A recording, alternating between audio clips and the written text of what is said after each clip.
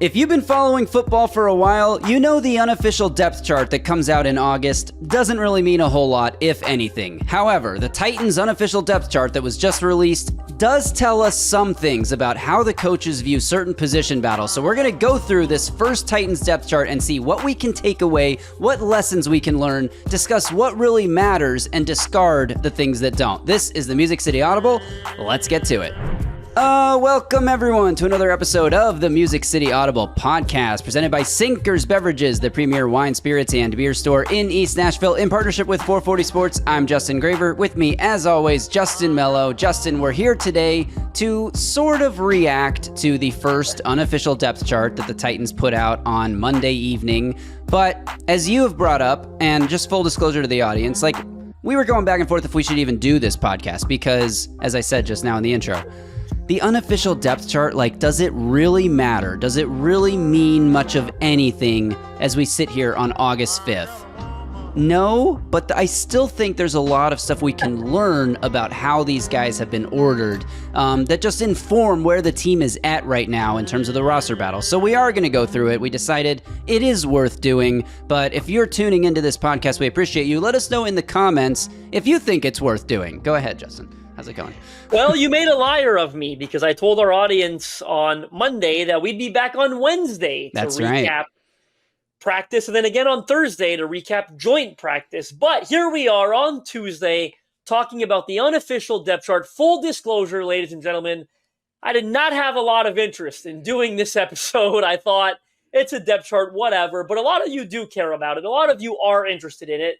And yes, if you are watching, Graver and I do have some good points to make about it. So here we are. Let's talk about the unofficial depth chart.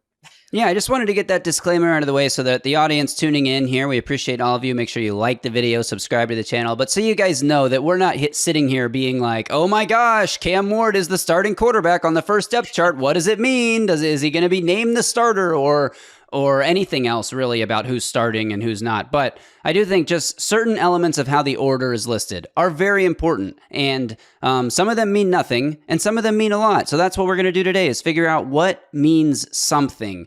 And I am going to start with Cam Ward, even though I just teased about it. It's not nothing that he's listed as the starting quarterback.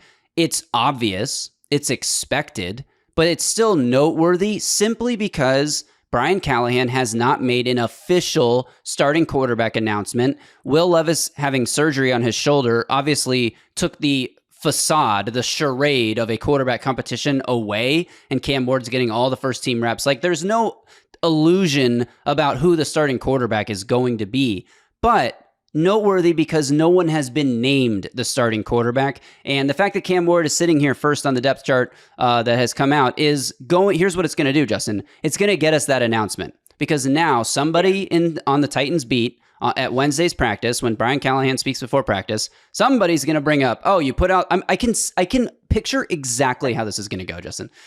You guys put out your first unofficial depth chart. You have Cam Ward listed as a starting quarterback. Does that mean he's your starter? And Brian Callahan's going to say, oh, those things, we got to put those out. They don't mean a whole lot, but I can tell you guys that, yes, Cam is going to be our starter. And then someone's going to say, is he going to play this Saturday? How much of the starter is going to play Saturday? And Brian Callahan's going to say, they'll probably go out there for a couple of series. We'll see how things are at and then make a decision in the game. But they'll definitely play, but probably not going to play a whole lot. That's exactly how the press conference is going to start tomorrow. Just want to put that out there. So we acknowledge it. Cam Ward, Titans starting quarterback unofficially, and it's only a matter of time before it becomes official. Yeah, all I have to say is I'm kind of glad that they're not playing, I'm very glad they're not playing a stupid game here and putting Brandon Allen there or putting Cam Ward / Brandon Allen. I do wonder if they would have had a / if Will Levis was healthy at training camp for this first unofficial one. I mean, probably not, but there's a better chance than Brandon Allen, right? So I'm just glad they're not treating us as fools and pretending that Cam Ward's not the starter. Or treating us not like fools, but I don't know how the Colts are treating their fans. But however the Colts are treating their fans, where they put Anthony Richardson or Daniel Jones. I think that's an actual legitimate competition, right? I don't think they've made a decision there in Indy. It is a legitimate competition. So I kind of get that when teams do it when it's real. Yes, but also the old adage. If you have more than one quarterback, you don't have any. So Cleveland the Colts Browns have 5. Cleveland Browns just signed another one. Snoop Huntley, they got 5. Yeah. All right. So moving on from that first thing that matters a little tiny bit, I'm going to go on to something else that matters a little tiny bit. And this is only notable because it's different from last year. I'm talking about the running back position. On last year's first unofficial depth chart, the starting running back was listed as Tony Pollard / Tajay Spears. They were the 1A and the 1B, and that's why, when I did my stat projections last year, I had their carries about even. And then even without Tajay Spears' injury last year, it was pretty clear early in the season that Tony Pollard was the 1 and Tajay Spears was the 2, not a 1A, not a 1B. Well, that's how they've listed them this year, is Tony Pollard is the starting RB1, Tajay Spears is the RB2. And then another note that's just a little bit interesting at this position is, and they do this a lot with rookies, Kalel Mullings is listed as the RB4 behind Julius Chestnut, even though most of us creating 53-man roster projections, you have one out today, a new, fresh one that's out today.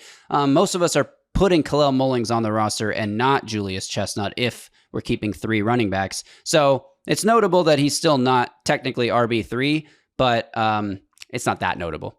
Yeah, I agree. That one just kind of feels like putting the rookie behind the vet. But yeah, I like what you said at the top. I think there's no doubt that Tony Pollard is this team's 1A at running back. I mean, number 1, period, actually. I shouldn't say 1A. Is their number 1 option at running back. I mean, he earned that last year, going over 1,000 yards.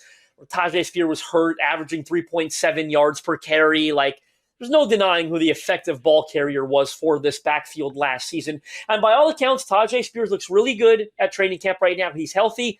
He looks fast. He looks explosive. They want to get him involved in the offense. They want him to stay healthy and do that. But Tony Pollard earned that right last year, and I think that's a change that makes a lot of sense.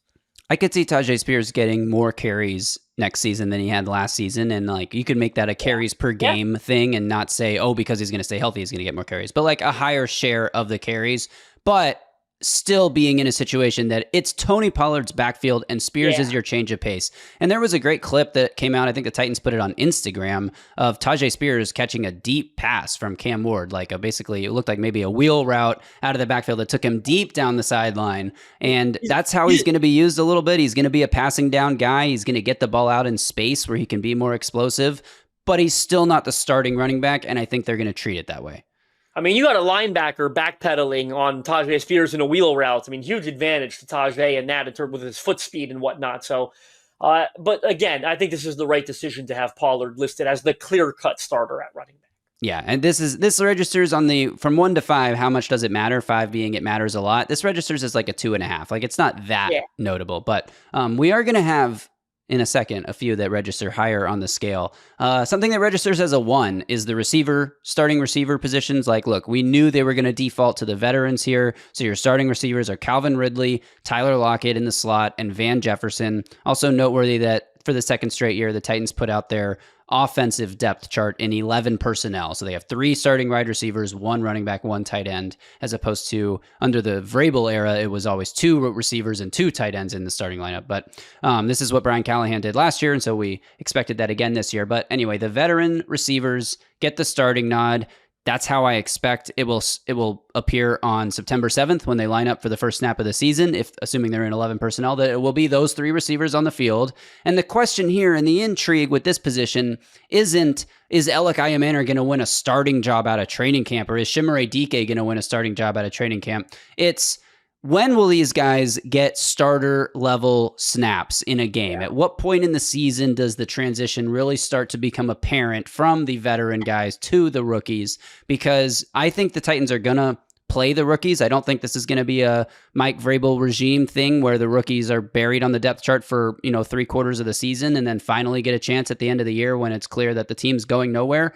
I think the rookies are going to play a lot. Brian Callahan played a lot of rookies, a lot of snaps last year. Jarvis Brownlee Jr. was getting a lot of snaps in week 1 last year as a 5th-round rookie when L'Jarius Sneed was still healthy. So I don't think there's going to be any hesitation to play these young guys, especially given the expectations for this team this year. It's not a Super Bowl roster, right? Let's get the young guys some experience so that next year we can compete. But they're still not starters. So no surprise with the wide receivers, and that's why it registers as a 1 on the this matters or doesn't matter scale. Yeah, I'm with you that I think the first snap of 11 personnel in week one has Tyler Lockett, Calvin Ridley, and Van Jefferson. That's exactly how the depth chart is listed. What's more interesting to me is what goes on directly behind them. So they've got Bryce Oliver as the backup Z receiver to Calvin Ridley. And sources of Bryce Oliver has played a lot of Z there at training camp. So that makes a lot of sense to me. Chimere DK, we've talked about him potentially being a big slot option. Well, he is the slot receiver on the depth chart behind Tyler Lockett. And then last but not least, as I mentioned, of course, Alec Iomanor, we know he's a big-bodied X-type receiver. So makes some sense that that's the spot he's in. So to me, that was the more notable part of the wide receiver depth chart. And then one other wide receiver we got to talk about, just because I think it's becoming clearer and clearer where he currently sits in the pecking order, and it's a fan favorite guy, undrafted free agent and former Cam Ward teammate at Miami. Xavier Restrepo is the last receiver listed on the depth chart. He's listed in the slot position, and, he's listed on the same, quote unquote, same level as TJ Sheffield and Matt Landers. So those three, Matt Landers, TJ Sheffield, and Xavier Restrepo, like, if you are writing off Matt Landers and TJ Sheffield as having basically no chance to make the roster, right now, whoever put this unofficial depth chart together, which very well could be a PR communications department person, and certainly was not Brian Callahan, but whoever put this depth chart together was told that Xavier Restrepo is in the same company as Matt Landers and TJ Sheffield. So he's behind Mason Kinsey for that slot role. And I think that is an accurate snapshot of where he currently sits. We heard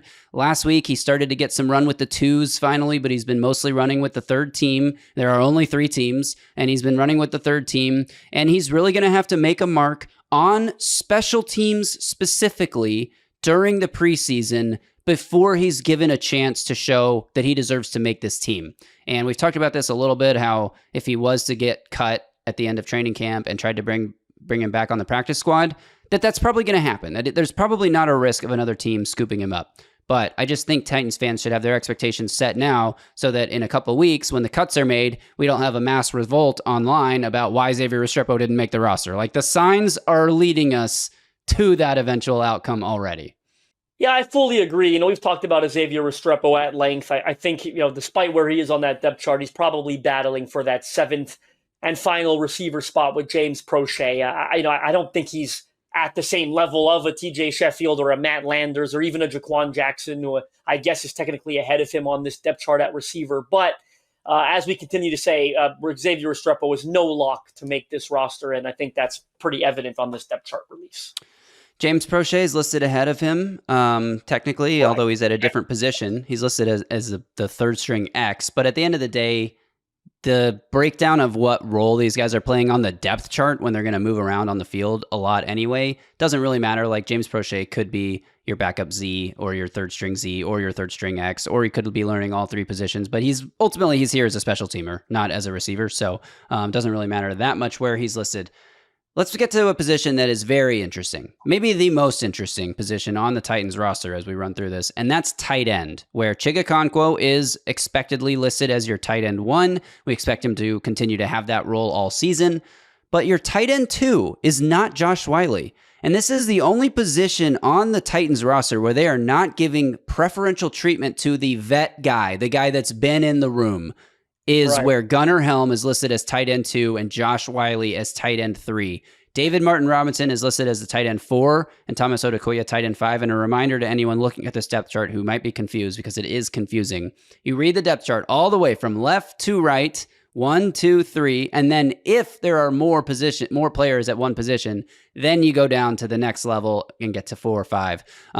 But it is interesting that, number 1, Josh Whyle is listed tight end 3. He's not behind David Martin Robinson right now, although we've heard rumblings that he is in fact behind David Martin Robinson, even if he's not listed that way here. But most notably is Whyle is behind Gunnar Helm, a 4th-round rookie who, by all accounts is having a good training camp, but typically, as we just talked about with Kalel Mullings, so we expect to be ahead of Julius Chestnut. Like, typically you just put the veteran in front, even if they're not in front, because it motivates the rookie and lets them know you're still in a competition. You still have to earn it every day. And it's just like a show of respect to a veteran. So this is far and away to me the most notable and maybe the only real notable thing about this depth chart is where Gunnar Helm is. Yeah, I agree. I do think it speaks volumes of how impressed they've been with Gunnar Helm. And, we've talked about it. We expect him to be the tight end too this season, but for them to make this proclamation, if you will, this quickly and put him ahead of Josh Wiley, I do think means something. And also, I just dropped my updated 53-man roster projection, as you mentioned, over at Titansize.com. I do have David Martin Robinson making it over Josh Wiley. And later this week, I'm dropping an exclusive interview that I did with David Martin Robinson that I think is really good. It's going to drop, I think, Thursday or Friday before the preseason game. Shamelessly plugging that because I agree. I think that's the one. Like I've got a notable takeaway. I got a Meloism there, the shameless plug. I got a notable takeaway with the Gunnar Helm thing. I think means something. I'm choosing, I guess, what to buy into and what to believe here. And I'm choosing that I don't really buy Josh Wiley over David Martin Robinson, but I guess we'll see. We have some sourcing on that yeah. Some people in the organization feel that David Martin Robinson is ahead of Josh Wiley, even if he's not listed that way here. Correct. Last thing on the offense before we flip sides of the ball is offensive line, which I think there's no surprises here, and this to me might be the least interesting, listed the way the players are listed. Obviously, the starters are from left to right: Dan Moore, Peter Skoronski. Well, I guess it is interesting because Lloyd Cushenberry is not listed as a starter because he's on the he's listed. He's on physically unable to perform list, so he's in parentheses at the end of the depth chart. But we know when he's healthy, he's your starting center. Kevin Zeitler, and finally J.C. Latham. The backups, I don't really think the order really matters because this doesn't tell us. There's a backup left tackle and a backup right tackle. There's a backup left guard, a separate backup center, a separate backup right guard. Whereas in reality, there is a swing tackle who comes in no matter if somebody has to miss a snap. It doesn't matter if it's on the right side or the left side. The same guy is the first guy off the bench. And it almost goes the same for the interior. I would say it's not always true that one player backs up all three interior spots, but you probably have a guard who backs up the left and the right guard. And maybe that guy could also be your backup center, or you have a separate backup center. I think we know that Corey Levin is the backup center when Lloyd Cushenberry is healthy. John Ojukwu is listed as the backup left tackle. Jalen Duncan is listed as the backup right tackle. Blake Hance, who's missed a handful of practices, is listed as the backup right guard. That doesn't mean anything. That doesn't mean that Blake Hance isn't the swing tackle. It doesn't mean that John Ojukwu's coming in if Dan Moore gets hurt and Jalen Duncan's coming in if J.C. Latham gets hurt. None of that actually matters. I don't think this tells us a lot about the offensive line competition because you have Ojukwu, Rupsich, Sam Mustipher, Blake Hance, Jalen Duncan all listed as the same team, second team O-line. Right. But that doesn't mean that that's who they're going to keep. And so this one to me gets a 0. A 1 to 5 scale, this is a 0 of how much it matters. Yeah, I agree, and I get where you're coming from. I guess what I'll add is I'm interested in the Jalen Duncan, John Ojukwu thing because when I do my 53, I don't necessarily think they have room for both of those guys. I think they've probably. I'm not saying it's impossible because there's a chance that they keep both, but in that scenario, I've got them cutting Blake Hance, which might become a bit more realistic because he's not practicing right now, and that's certainly hurting his chances.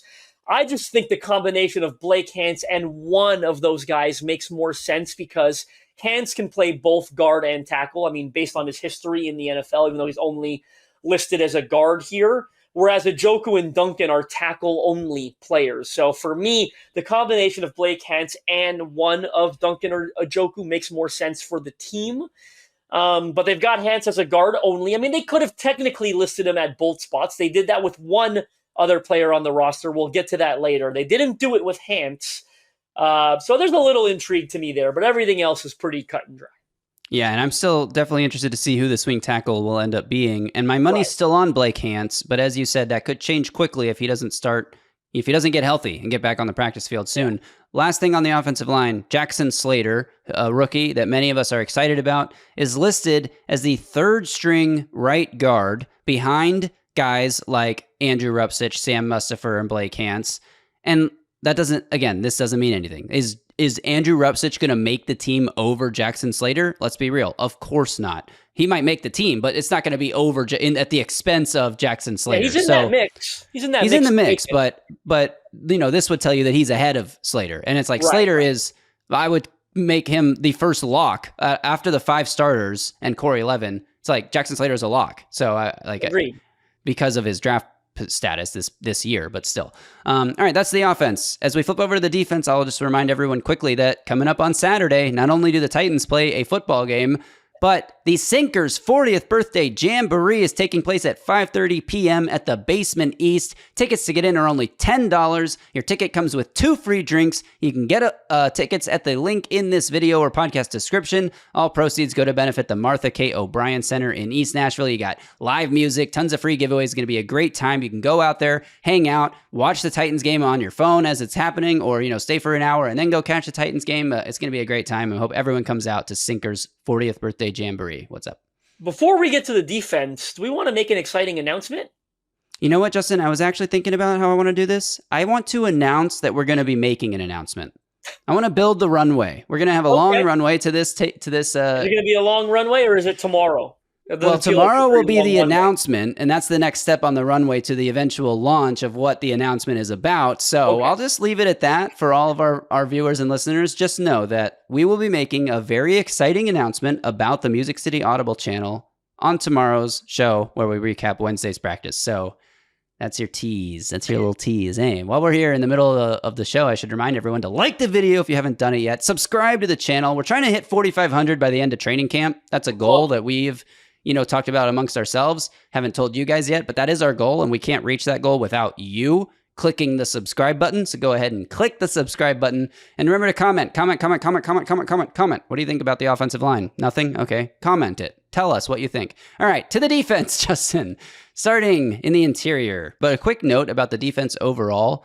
There are 12 players listed as starters, or 12 positions listed as starters. So the Titans didn't break this up into base defense and nickel defense. They combined it. So obviously not all 12 of these guys are starters, but there are 12. I love it too. That's one way to give them an advantage this year. If they can get 12 on the field with consistency, I'm worried about this defense. I feel a lot better about it if they play with 12. That would really be something. If they get away with it, yeah. But so anyway, that automatically takes down the this matters side of the ball. This side of the ball, this matters scale is lowered by the fact that there are 12 guys listed as starters. But looking at the starting interior, assuming that they had a 3-man defensive tackle front up, it would be, according to this depth chart, Sebastian Joseph Day, Tavondre Sweat, and Jeffrey Simmons. Now, I think the likely actual starters, are just Sweat and Simmons, and that SJD comes in for the package that requires 3 down linemen. But yeah, that's where we're at on the interior, and no surprise there, and honestly, no surprise at the backup spots either, where you have Carlos Watkins, Timmy Horn, James Lynch listed on the second team, and then mostly undrafted free agents, and Josiah Bronson listed on the third team. Yeah, I think Timmy Horn taking that premier nose tackle backup spot after cutting Keandre Coburn maybe does a little something for me.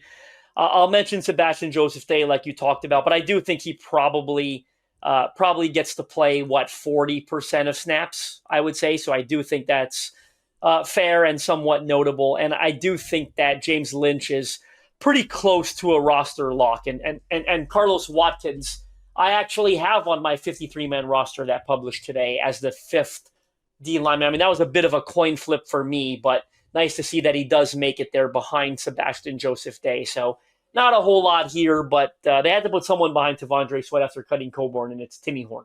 Yeah, and it's again, I think, rookie treatment that all the UDFAs are in the third column. Probably. And that could mean that Carlos Watkins is ahead of them, or it could just be the way they're listing the rookies and the UDFAs here. There is a little bit of intrigue at outside linebacker, a tiny modicum of intrigue at outside linebacker, where your starters right now listed are Arden Key and Draymond Jones. Now, we expect Draymond Jones to be a starter, obviously, and we expected, you told me this 2 weeks ago, I'd be like, well, duh. But then the last 2 weeks happened, and we've gotten all these reports about Femi Oladejo running with the ones and looking like a starter, and Femi Oladejo is not listed as a starter. Now, that doesn't mean that he won't take the first snap of the season on defense, especially if it's, expected to be 1st and 10, potentially run situation, and we think Femi Oladejo might already be a better run defender than Arden Key. I don't know if that's true. Arden Key made a lot of good plays in the run game last year, but body type wise, is this the type of guy that the Titans want on the field on 1st and 2nd down? Is Femi Oladejo? Well, maybe not, maybe so, but Femi is listed as the second team outside linebacker right now. Again, this could be sort of a rookie treatment where it's like maybe he is ahead of Arden Key, but he's a rookie, so we're putting him behind Arden Key. Or maybe Arden Key still is a starter and they're just getting Femi those reps with the ones because they know they're going to need him to play a lot of snaps this year and they want him to be ready to play those snaps, similar to what they're doing with their first round pick in Cam Ward. Yeah, I'll say I think this situation is pretty fluid in the sense that I think all three of them are going to play a lot. So I think when it comes to the outside linebacker position, we're almost reading too much, not just on this depth chart, but when we have the discussion in general on who's going to start at outside linebacker, who's going to start. Arden Key, Femi Oladejo, and Draymond Jones are all going to play a lot. Like I think if they're all healthy, when you look at the final snap counts, it's going to be pretty close together, in my opinion. A lot of rotation there between the three of them. What's more interesting to me on this, call me boring, but one thing that I do think makes a lot of sense is I see Jihad Ward as the backup to Draymond Jones, and I think that makes a lot of sense. When you look at when they brought Draymond Jones in, they talked about how he was bigger and stouter, right? Well, who did they also bring in? Lorenzo Carter to play a similar role, who was similar body type, bigger and stouter. Lorenzo Carter retires. They signed Jihad Ward, who's also big, stout, and a pretty good run defender. So I think he fits that profile and probably will be the backup to Draymond Jones. Whereas the spots that I keep talking about rotating, I expect that to happen a bit more between Arden Key and Femi Oladejo. So I think there are some things to take away from the outside linebacker spot here. And I think that they see Femi Oladejo as more or less, and you can call me crazy if you want to, a Harold Landry replacement. You going to call me crazy for saying that? Now look, he's Harold Landry bigger than him though. But I get what you're saying because he's a bit bigger. They probably feel a bit better about some of the early down stuff. But then again, I thought Harold Landry was a pretty good run defender. Like I never had any qualms with Harold Landry's run defense. So yeah, I could kind of get what you mean. I mean, not the workload early, right? I remember there were seasons Harold Landry was playing 95% of defensive snaps. I don't see that for Femi Oladejo. I agree. Yeah. I get where you're going. Harold Landry had 9 sacks last season. I finally went and watched all of them. I watched every sack, Justin.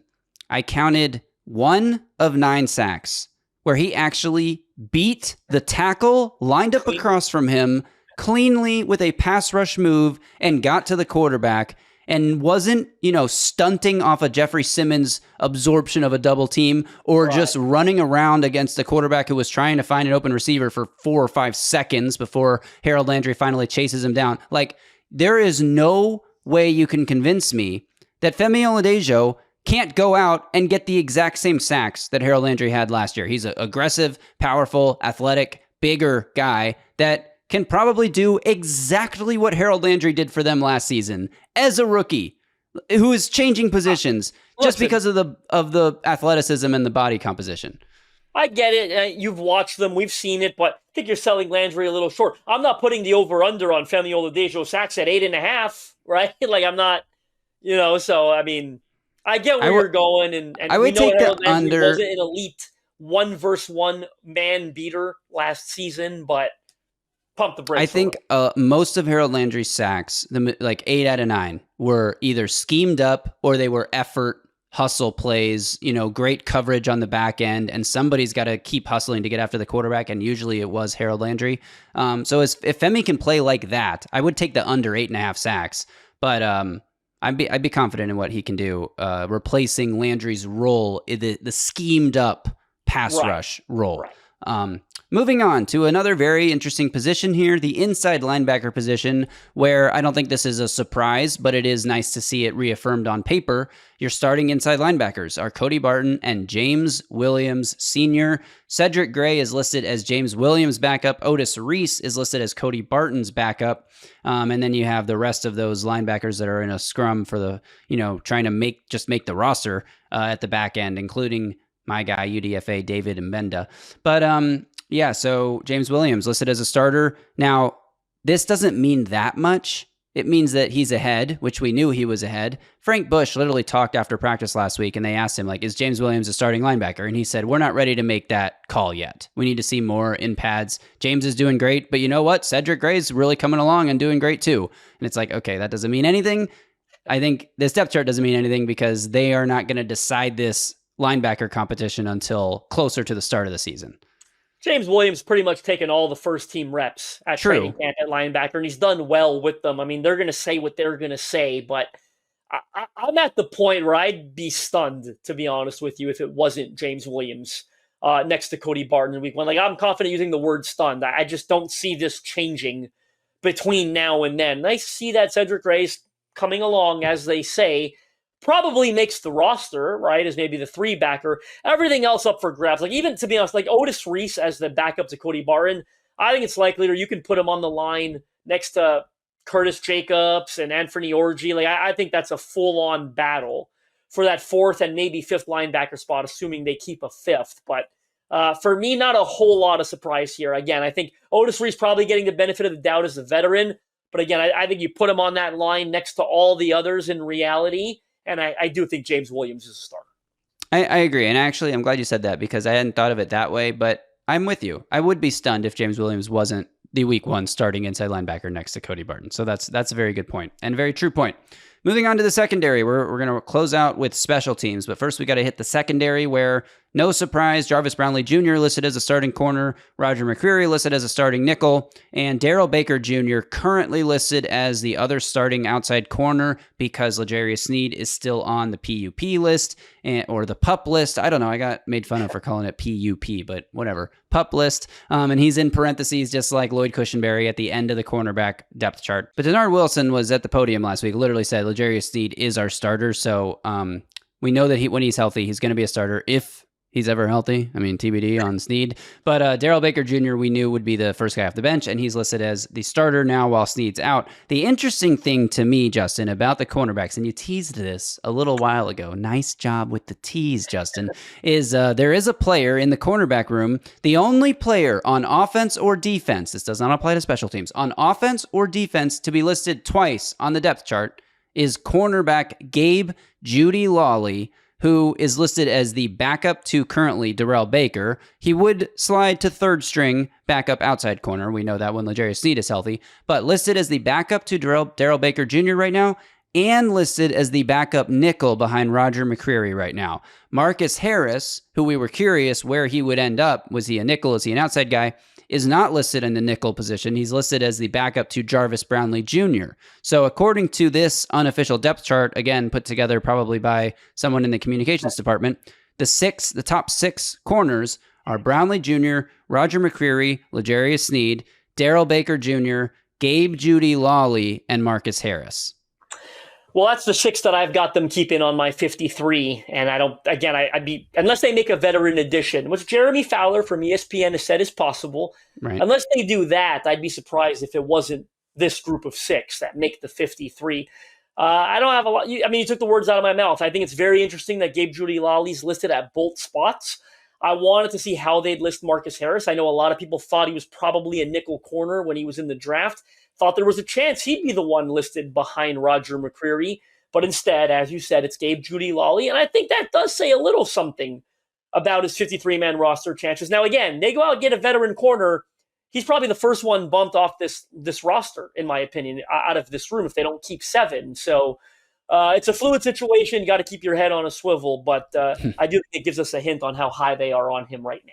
And that's like one of the reasons that we're doing this episode is that we could have just guessed that maybe Gabe Judy Lawley is the next guy in the mix. But now I feel like this tells us a little something. They view him as a versatile backup guy who can come in and fill multiple spots if needed. And that's an important role. And I do think it's worth pointing out that he's ahead of Amani Oruwariye, who is a veteran who has, started games in the league and has had a decent camp. I mean, he has at least 1 interception, right? Or was that in OTAs? I don't remember, but it's not like he hasn't been doing well. Like he's been out there making a handful of plays every now and then. And then you have the UDFA's Jamari Harris, Clarence Lewis are listed behind Marcus Harris. So it's not that Marcus Harris isn't getting any bump Like, we talked about the rookies being listed at the end. There's just too many rookies to list him also at the end. Like the two players behind him are also rookies and they're UDFAs, and he's, a 6th round pick. So he gets that bump to the 2nd spot there.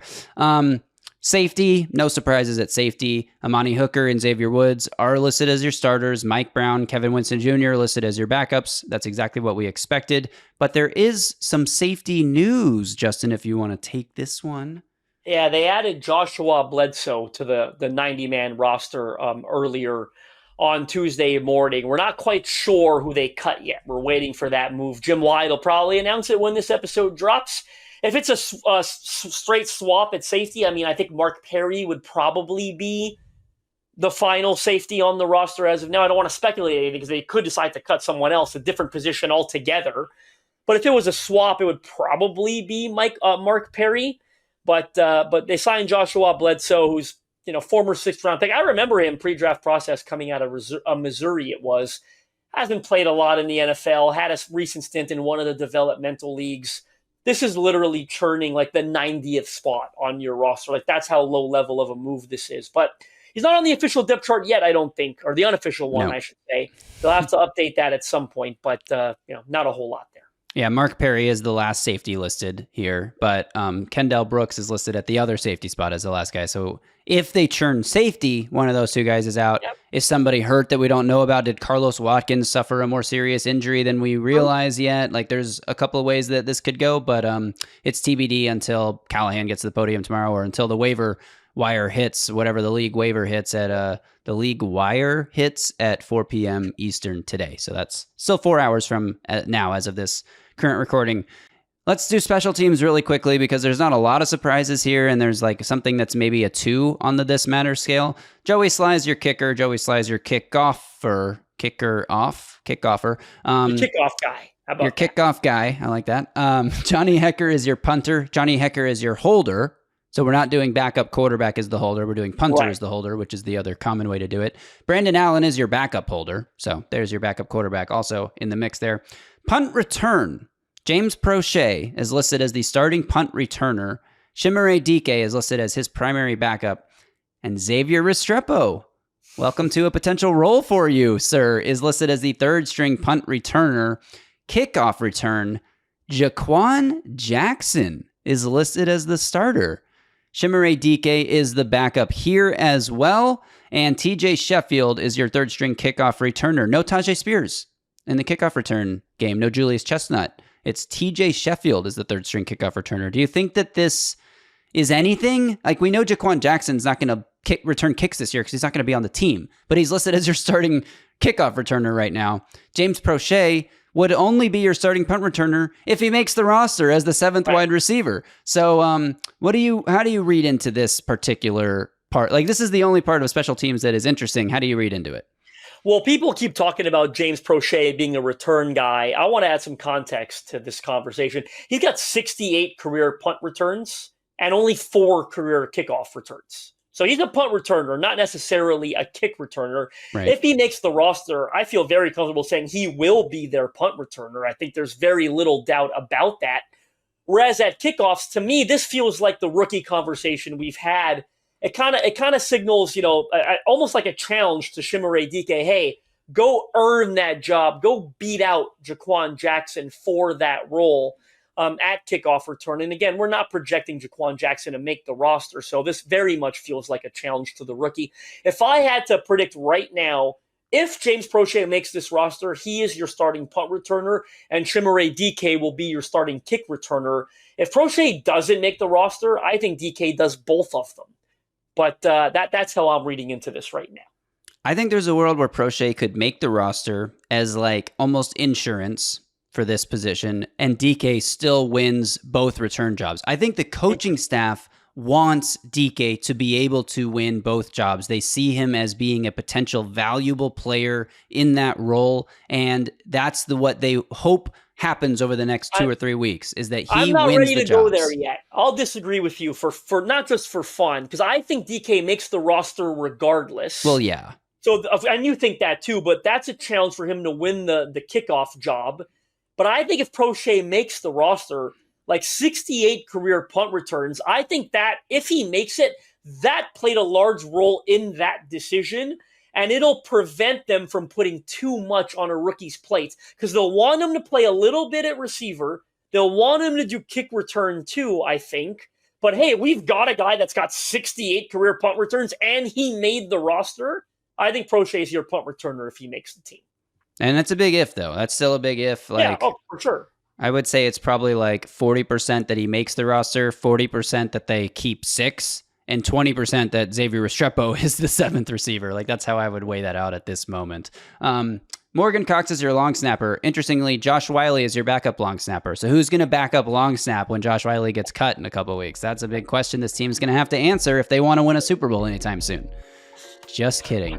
All right, Justin, we went through the entire depth chart. We took 20 minutes longer to do this than I thought we would, and here we are. But we had a nice, fun conversation about the Titans, which is what, like, that's like one of our biggest hobbies and why we have a podcast. So there you go. Kind of the only point of this podcast is to have conversations about the Titans. So we appreciate you guys for tuning in. We will be back tomorrow. That's Wednesday after practice to recap everything that happened at the latest Titans training camp practice. We'll also have that big announcement coming on tomorrow's show, Wednesday's show. And then we'll be back Thursday again to talk about the joint practice with the Bucs. I mean, that's one of the biggest events of the preseason, of the training camp, if you will. So really excited to see how the Titans kind of measure up against a playoff team, a team that's won the division multiple years in a row. They might not have their quarterback. I think Baker Mayfield's been, in and out of practice a little bit. But in all honesty, I mean, I'm more curious on how this Titans O-line does, how their D-line does, how their wide receivers do, how their cornerbacks do, even if it is a backup quarterback. Tampa's uber talented at wide receiver, so really good measuring stick for the Titans coming on Thursday, and we'll be back both days, Wednesday and Thursday, to recap what's going on at Titans practice.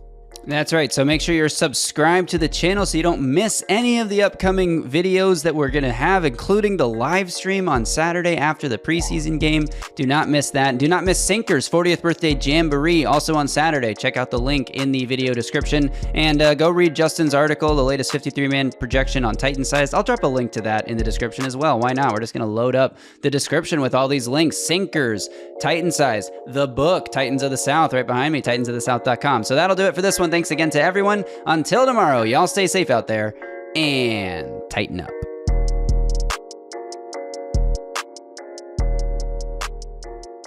A Broadway sports media production.